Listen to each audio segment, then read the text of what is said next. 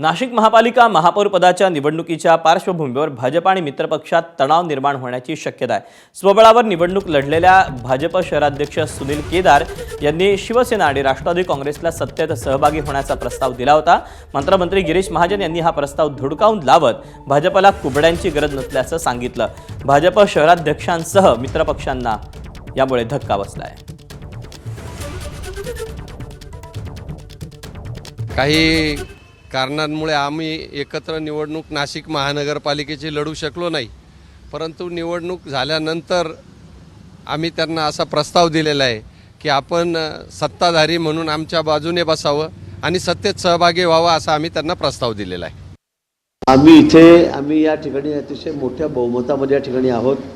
आम्हाला कुठेही कोणाचं म्हणजे कुबड्यांची गरज आहे। थोडक्यात आपण ती भाषा बोलतो की कोणाच्या कुबड्या घेतल्या अशी आम्हाला कुबड्यांची गरज त्या ठिकाणी।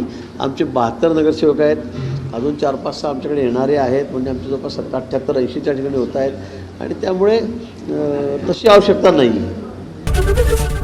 एबीपी माझा, उघडा डोळे बघा नीट।